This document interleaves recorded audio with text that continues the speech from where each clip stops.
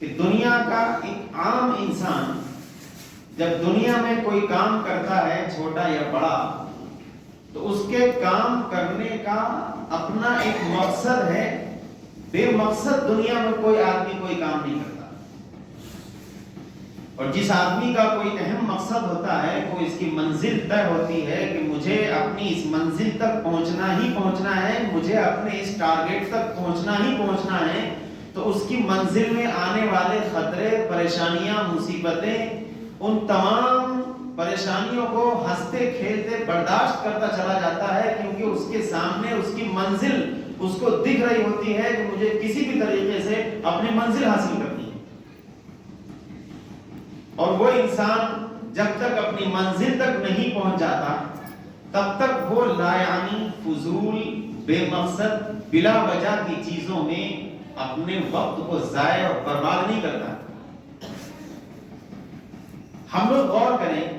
کہ ایک عام انسان جب دنیا میں اپنے کسی کام کو بے مقصد نہیں کرتا, اس کا کوئی نہ کوئی مقصد ہے چھپا ہوا, چاہے وہ اچھا ہو یا برا ہو یا الگ بات ہے, لیکن بے مقصد دنیا میں کوئی آدمی کوئی کام نہیں کرتا. اور اپنے اس مقصد کو پانے کے لیے کتنی محنتیں کرتا ہے ہم سب جانتے ہیں. ہم ذرا غور کریں کہ اللہ تبارک و تعالیٰ کی اس وسیع و عریض کائنات کہ اتنا اونچا آسمان, لمبی چوڑی زمین, درخت, پہاڑ, دریا, سمندر, جنگل, پیڑ پودے, چرند پرند, یہ تمام مخلوق اللہ تبارک و تعالیٰ نے جو کائنات میں بنائی ہے اور کوئی کائنات کو ان چیزوں سے سجایا ہے, ظاہر ہے جب ایک عام انسان بے مقصد کوئی کام نہیں کرتا ہے چھوٹا سا بھی, تو وہ اللہ اتنے بڑے کارخانے کو بے مقصد تو اس نے پیدا نہیں کیا ہوگا. ایسا تو نہیں ہے کہ بس انسان کو پیدا کر دیا کوئی مطلب نہیں, جانوروں کو پیدا کر دیا, پیدا کرنے کے بعد کوئی مطلب نہیں, درخت بنائے, پہاڑ بنائے, آسمان, زمین, پوری کائنات کو سجا دیا اور اس کا کوئی مقصد نہ ہو, ایسا کیسے ہو سکتا ہے؟ یہ ساری چیزیں اللہ تبارک و تعالیٰ نے جو اس دنیا میں اس کائنات میں پیدا کی ہیں, قرآن کہتا ہے هو الذی سخر لکم ما فی السماوات وما فی الارض, اے لوگو آسمان و زمین میں جو کچھ ہے وہ سب اللہ نے تمہاری خدمت کے لیے پیدا کیا ہے. وَسَخَّرَ لَكُمُ الشَّمْسَ وَالْقَمَرَ دَائِبَيْنِ وَسَخَّرَ لَكُمُ اللَّيْلَ وَالنَّهَارَ, اے لوگو اللہ تبارک و تعالیٰ نے یہ سورج, یہ روشن سورج اور یہ چمکتا ہوا چاند اور یہ رات اور دن کا نظام, یہ سب اس لیے پیدا کیا ہے کہ یہ تمہارے کام آئے, تم اس سے فائدہ اٹھاؤ, تمہاری خدمت کے لیے پیدا کیا ہے. اتنی بڑی بڑی مخلوق اللہ تبارک و تعالیٰ نے انسان کی خدمت کے لیے, انسان کو فائدہ پہنچانے کے لیے پیدا کی. دنیا جہان میں جتنی بھی مخلوقات ہیں, چھوٹی بڑی جتنی بھی ہیں, ان سب پر انسان غور کر لے, کوئی چیز ایسی نہیں جو بے فائدہ. بہت سی چیزیں ایسی جن کا فائدہ ہمیں آنکھ سے دکھ جاتا ہے, بہت سی چیزیں ایسی ہیں جن کا فائدہ ہمیں آنکھ سے نہیں دکھتا ہے. ایک جنگل میں رہنے والا سانپ, زہریلا سانپ, بظاہر تو ایسا لگتا ہے کہ یہ ہمارے لیے بڑا خطرناک ہے, ہمارے لیے موذی جانور ہے, تکلیف دینے والا ہے, لیکن اللہ نے اس کو بھی دنیا میں جس مقصد کے لیے پیدا کیا ہے کہ وہ سماج سے زہریلی گیس کو کھینچ کر اپنے اندر وہ جذب کر لے, اس کے لیے وہ دن رات کام کرتا ہے, اس کا بھی اپنا ایک فائدہ ہے. وہ بھی تو آخر انسان ہی کی خدمت ہے. تو انسان اس پر غور کرے کہ اتنا بڑا کارخانہ اللہ تبارک و تعالیٰ نے ظاہر بے مقصد نہیں پیدا کیا ہے. ربنا ما خلقت ھذا باطلا, اے اللہ آپ نے ساری چیزیں بے فائدہ نہیں پیدا کی ہیں. ہر چیز کا اپنا ایک الگ مقصد ہے کہ انسان دنیا میں اگر کسی کو اپنے یہاں ملازمت پر رکھتا ہے, اپنے یہاں کام پر رکھتا ہے, تو کیا یوں ہی بس اس کو کھانا کھلانے کے لیے لے آتا ہے؟ اس کو ملازمت اور نوکری پر رکھنے کا مقصد یہ ہے کہ مجھے اس مزدور سے فائدہ ملے گا, یہ میرے کام میں میری مدد کرے گا, میری یہ خدمت کرے گا، اور اس مزدور کو بھی یہ لالچ ہے کہ میں اپنے آقا اپنے مالک کے یہاں جب میں کام کروں گا، خدمت کروں گا اور اس کے کاموں میں ان کا ہاتھ بڑھاؤں گا تو میرا مہینہ پورا ہونے کے بعد یہ روزانہ وہ میری مزدوری مجھے دیں گے، میرے بیوی بچوں کا خرچ چلے گا، ضروریات پوری ہوں گی۔ اس کا بھی اپنا ایک مقصد اور فائدہ اس سے جڑا ہوا ہے، اور اس مالک کا بھی اس مزدور سے ایک مقصد اور ایک فائدہ جڑا ہوا ہے۔ یہ دنیا چلتی ہی ایسے ہے۔ تو اللہ تبارک و تعالیٰ کی جو مخلوق ہے، ایک اہم مخلوق یعنی انسان، ہم اور آپ، کیا کبھی اس پر غور کیا کہ ہمیں اللہ تبارک و تعالیٰ نے کیوں پیدا کیا؟ جب ایک عام انسان بے فائدہ بے مقصد کوئی کام نہیں کرتا، ظاہر اللہ تبارک و تعالیٰ نے پوری کائنات بنائی، بے مقصد اور بے فائدہ نہیں بنائی، ساری مخلوقات اللہ تبارک و تعالیٰ نے بنائی، بے مقصد اور بے فائدہ نہیں بنائی۔ انسان بھی تو ذرا اپنے آپ پر غور کرے کہ انسان کی حیثیت کیا تھی؟ انسان کی حیثیت کیا تھی؟ حل اتی علی الانسان حین من الدہر لم یکن شیئا مذکورا انا خلقنا الانسان من نطفة امشاج نبتلیہ فجعلناہ سمیعا بصیرا انا ہدیناہ السبیل اما شاکرا و اما کفورا۔ ایک بے حیثیت بے جان جس کا کوئی تذکرہ نہیں، دور دور تک کوئی تصور نہیں، ایک ایسا جسم سے نکلا ہوا ناپاک پانی کا ایک قطرہ، انسان کی پیدائش اللہ نے اس سے کی ہے۔ ذرا غور تک کرے، بے حیثیت چیز کہ زندگی میں اگر کپڑے پہ اگر لگ جائے تو تمام لوگ کہیں گے کہ ناپاک ہے، مسجد میں نہیں آ سکتا، نماز نہیں پڑھ سکتا۔ ایسی ناپاک گھناؤنی چیز سے اللہ تبارک و تعالیٰ نے پیدا کیا۔ قرآن کہتا ہے وَلَقَدْ خَلَقْنَا الْإِنسَانَ مِنْ سُلَالَةٍ مِنْ طِينٍ ثُمَّ جَعَلْنَاهُ نُطْفَةً فِي قَرَارٍ مَكِينٍ ثُمَّ خَلَقْنَا النُّطْفَةَ عَلَقَةً فَخَلَقْنَا الْعَلَقَةَ مُضْغَةً فخلقنا المضغة عظاما ثم كسونا العظام لحما ثم انشأناه خلقا آخر۔ عجیب و غریب قرآن میں آیت اللہ تبارک و تعالیٰ نے نازل فرمائی ہے کہ ہم نے انسان کو مٹی سے پیدا کیا، کھن کھناتی ہوئی مٹی سے پیدا کیا، مٹی کے نچوڑ اس کے خمیر سے پیدا کیا۔ ظاہر ساری غذائیں جو اللہ تبارک و تعالیٰ نے دنیا میں پیدا کی وہ مٹی ہی سے پیدا ہوتی ہیں، انہی کو کھانے کے بعد انسان کی جسم میں خون پیدا ہوتا ہے، اور اسی خون سے انسان کی جسم میں وہ ناپاک قطرہ پیدا ہوتا ہے جس کے نتیجے میں انسان کی پیدائش ہوئی ہے۔ اللہ کہتا ہے کہ ہم نے ثم جعلناہ نطفة فی قرار مکین، کہ پھر ہم نے اس ناپاک قطرے کو، اس بوند کو ایک محفوظ جگہ میں ٹھہرا دیا، رکھ دیا، اور پھر اس کے بعد ہم نے ثم خلقنا النطفة علقة، پھر ہم نے اس ناپاک پانی کو ایک خون کی شکل میں تبدیل کر دیا، اور پھر اس کے بعد اس ناپاک اس جمے ہوئے خون کو ہم نے گوشت کا ایک ٹکڑا بنا دیا، اور پھر اس کے بعد اس گوشت کے ٹکڑے کو ثم کسونا العظام لحما، پھر ہم نے اس گوشت کے ٹکڑے میں ہڈیاں پیدا کر دی، اور پھر ہڈیوں کے بعد ثم انشأناہ خلقا آخر، ہم نے اس کو ایک نئی تخلیق دی، یعنی اس میں جان ڈال دی ہم نے۔ فتبارک اللہ احسن الخالقین۔ کتنا برکت، کتنا بابرکت ہے وہ رب، کتنا عظیم ہے وہ رب جس نے انسان کو کہاں سے اٹھایا اور کتنے مرحلوں سے گزار کر کے انسان کو دنیا میں پیدا کر دیا۔ اور دنیا میں پیدا کرنا، انسان ایک ماں کے پیٹ کے اندر 2.5-3-4 کلو کا ایک بچہ وہ جسم سے باہر کیسے نکلے، ایک ناممکن سی چیز ہے۔ قرآن کہتا ہے ثم السبیل یسرا، کہ ہم نے انسان کے دنیا میں آنے کے راستے کو ہم نے آسان کر دیا، ورنہ ناممکن ہے کہ انسان ایک تنگ جگہ سے 2.5-3 کلو کا انسان ایک باہر آ جائے، ناممکن چیز ہے۔ ثم السبیل یسرا، ہم نے آسان کیا۔ یہ وہ چیز ہے، یہ وہ چیز ہے، یہ وہ آیتیں ہیں قرآن کی، اس پہ میڈیکل سائنس حیران ہے، بایولوجی حیران ہے۔ وہ اللہ جس نے پورے کارخانے کائنات کو پیدا کیا، جس نے انسان کو پیدا کیا، انسان اپنے وجود میں غور کرے کہ پھر ہمیں اللہ نے ایک مٹی سے اور پھر مرحلے وار جو ہمیں پیدا کیا، آخر اس کی وجہ کیا ہے؟ دنیا جہان کی کسی مخلوق کے بارے میں قرآن میں یہ بات نہیں کہی گئی ہے ثم انشأناہ خلقا آخر، کہ ہم نے اس کو ایک عجیب اور ایک الگ سی تخلیق اور اس کو ایک دوسری خلقت میں ہم نے پیدا کیا، ایک انوکھا طریقہ اس کے لیے اختیار کیا، کسی مخلوق کے لیے نہیں ہے۔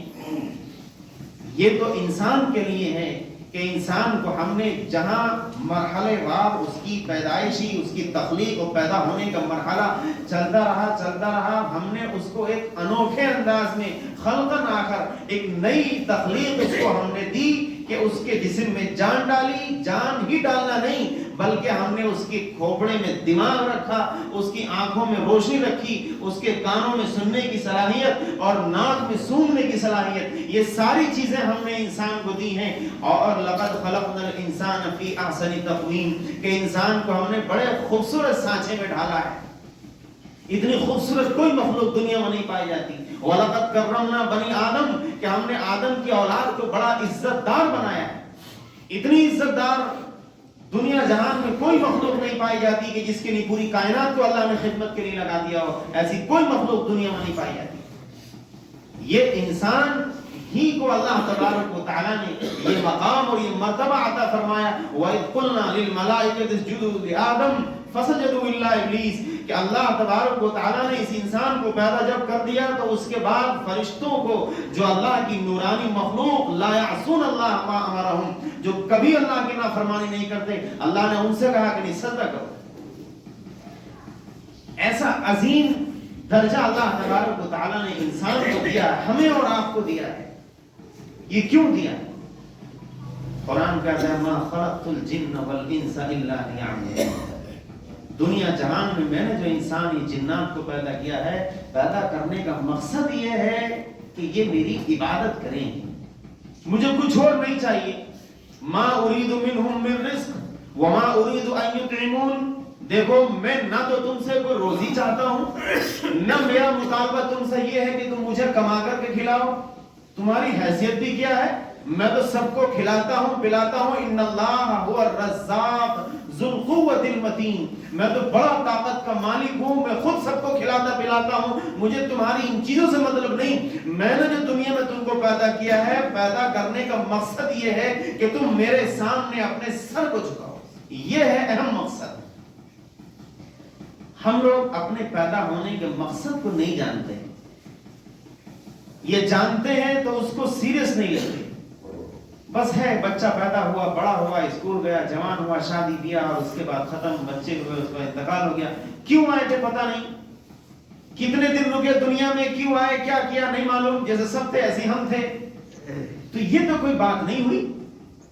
اس دنیا میں ایک انسان ایک گدھے کو پالتا ہے، اگر وہ گدھا اپنے مالک سے یہ کہہ دے کہ نہیں اب بہت دن ہو گئے میری پیٹھ پہ بوجھ لاتے لاتے، اب یہ سب نہیں چلے گا، اب آپ لا دیے اور میں ہانکوں گا آپ کو، کیسا لگے گا؟ وہ مالک اس گدھے کو کھلا رہا ہے، پلا رہا ہے، دن رات اس کی ضروریات کو پورا کرنے میں مالک ظاہر ہے اس سے خدمت تو لے رہا ہے، لیکن اس کی بھی تو ضروریات کو پورا کر رہا ہے۔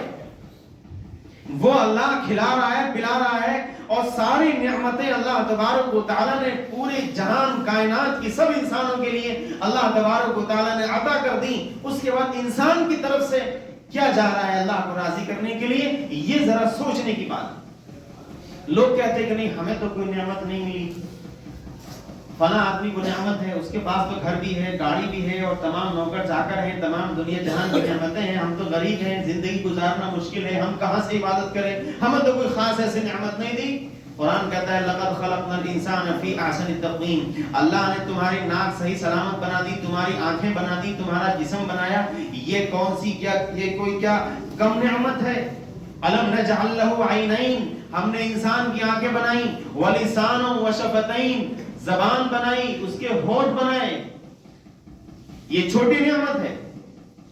انسان غور نہیں کرتا اپنے آپ میں، اپنی تخلیق میں، کہ اللہ تبارک و تعالیٰ نے کتنے مرحلوں سے مجھے پیدا کر کے دنیا میں اس نے مجھے بھیجا ہے، پیدا کیا ہے، یہ کیا چھوٹی نعمت ہے۔ اللہ تبارک و تعالیٰ نے سورج کی روشنی کیا صرف مالداروں کے لیے رکھی ہے؟ چاند کی روشنی صرف کیا مالداروں کے لیے رکھی ہے؟ یہ ہواؤں کا چلنا، یہ پانی کا پینا، پانی کا نکلنا، بارشوں کا برسنا، یہ سب اللہ تبارک و تعالیٰ نے کیا صرف مالداروں اور امیروں کے لیے رکھا ہے؟ اس پر غریبوں کا حق نہیں؟ کیا غریب اس کو استعمال نہیں کرتے؟ یقیناً وہ بھی استعمال کرتے ہیں، برابر کا حق اور برابر کا وہ بھی استعمال کرتے ہیں۔ تو ان کی طرف سے اللہ تبارک و تعالیٰ کو راضی کرنے کے لیے کیسے اعمال ہو رہے ہیں، یہ ذرا غور کرنے کی بات ہے۔ اس لیے سب سے اہم اور بنیادی چیز کہ ہم سب کو دنیا میں آنے کا مقصد ہمارا کیا ہے؟ ہمیں اپنے ذہن میں اس کو تازہ کرنا ہے کہ اللہ نے ہمیں صرف روزی روٹی کمانے کے لیے نہیں بھیجا ہے، صرف اس لیے نہیں بھیجا ہے کہ ہم دن رات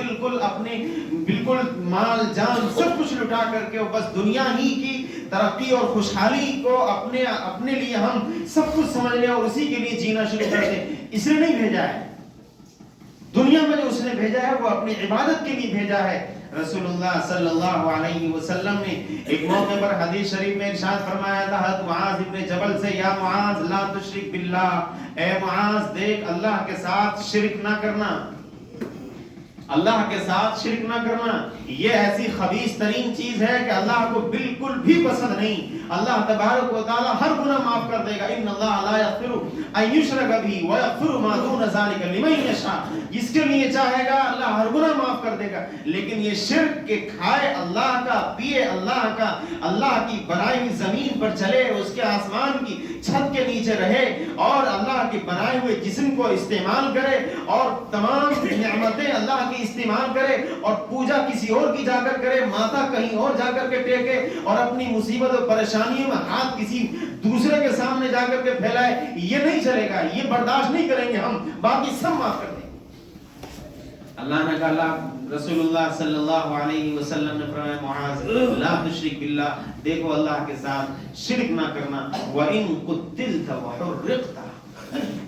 جو الفاظ ہیں حدیث کے، وَإِن قُتِّلْتَ وَحُرِّقْتَ، معاذ چاہے تمہیں قتل کر دیا جائے، تمہارے جسم کے ٹکڑے ٹکڑے کر دیے جائیں، تمہیں زندہ جلا دیا جائے، اس کے باوجود بھی تم اللہ کے ساتھ شرک نہ کرنا، مر جانا، کٹ جانا، جل جانا، لیکن شرک نہ کرنا۔ اعمال چاہے جتنے خراب ہیں، اللہ تبارک و تعالیٰ اپنے فضل و کرم سے معاف فرما دے یا بندے کو توفیق دے دے دنیا ہی میں توبہ کرنے کی یا آخرت میں سزا دے کر کے معاف فرما دے، ایک نہ ایک دن مغفرت ہو ہی جائے گی۔ لیکن اگر شرک کر دیا، اللہ کے سامنے کسی دوسرے کے، اللہ کے علاوہ کسی دوسرے کے سامنے پیشانی کو ٹیک دیا، کسی کے سامنے ہاتھ پھیلا دیا، کسی مزار کے سامنے جا کے جھک گئے، کسی پیڑ کے سامنے جا کر جھک گئے، کسی بابا کے پیروں میں جا کر جھک گئے، کسی پنڈت سے جا کر کے مراد پوری کرنے کے لیے وہاں پہنچ گئے، یہ وہ شرک ہے، اس کو کبھی معاف نہیں کیا جا سکتا۔ یہ نہ کرنا، چاہے جل جاؤ، کٹ جاؤ یا سولی پر چڑھا دیے جاؤ، یہ حرکت نہ کرنا، کیونکہ اس کی معافی نہیں، باقی اس کے علاوہ سب اللہ تبارک و تعالیٰ معاف کرے گا۔ یہ وہ چیز ہے جو دنیا میں آنے کا مقصد ہے، ہمارے اور آپ کے تمام انسانوں کے اس مقصد کو اصل پہچاننا ہے۔ اس کے لیے اللہ تبارک و تعالیٰ نے تقریباً 1.25 لاکھ انبیاء علیہ السلام کو بھیجا، اس دنیا میں تشریف لائے، سب کا کہنا یہی تھا، یا ایھا الناس اعبدوا، اے لوگو اپنے اس رب کی عبادت کرو جس نے تمہیں پیدا کیا، تم سے پہلے جتنے لوگ گزرے ان سب کو پیدا کیا، وہ اللہ جس نے تمہارے لیے آسمان سے پانی کو برسایا اور پانی کو برسانے کے بعد اس پانی سے قسم قسم کے غلے پھل پھول اگائے تمہارے استعمال کے لیے، وہ اللہ جس نے آسمان کو، هو الذی جعل الشمس هو الذی انزل من السماء ماء، کہ وہ جس نے آسمان سے پانی برسایا، جس نے آسمان کو چھت بنایا، زمین کو ایک بچھونا بنایا، وہ اللہ ہی تمہارا رب ہے، اسی کی عبادت کرنا، اس کے علاوہ کسی دوسرے کے سامنے یہ سر نہ جھکے، اس کے علاوہ کسی دوسرے کے سامنے یہ ہاتھ نہ پھیلے۔ یہ ہے دنیا میں آنے کا ہمارا اور آپ کا مقصد۔ ہم سب اپنے اس مقصد کو پہچانیں اور اس مقصد کو پہچان کر اس پر چلنا شروع کریں۔ ابھی تک ہم نے اپنے دنیا میں آنے کے مقصد پر کبھی غور ہی نہیں کیا، یا اگر کیا تو اس کو سیریس نہیں لیا، بس ہاں پیدا ہوئے، ہاں ہو گئے، بس ختم ہو گئی بات۔ ایسا نہیں چلے گا، ایک نہ ایک دن مجھے بھی مرنا ہے، آپ کو بھی مرنا ہے، آپ کو بھی قبر میں جانا ہے، مجھے بھی قبر میں جانا ہے، آپ کو بھی اللہ کے دربار میں اللہ کا سامنا کرنا ہے، مجھے بھی سامنا کرنا ہے۔ میں اپنے اعمال کا ذمہ دار ہوں گا، آپ اپنے اعمال کے ذمہ دار ہوں گے۔ ہر انسان غور کر لے کہ میں اللہ کے سامنے جواب دینے کی حیثیت اور میرے اندر طاقت اور ہمت ہے کہ نہیں ہے۔ ہر انسان غور کر لے، اگر ہے اس نے اپنے آپ کو ایسا بنایا ہے تو بہت مبارک، اور اگر ایسا نہیں ہے تو بڑے ڈرنے کی بات ہے۔ میں بھی اپنا جائزہ لوں، آپ بھی اپنا جائزہ لیں اور دنیا میں آنے کے مقصد کو سمجھیں۔ اللہ تبارک و تعالی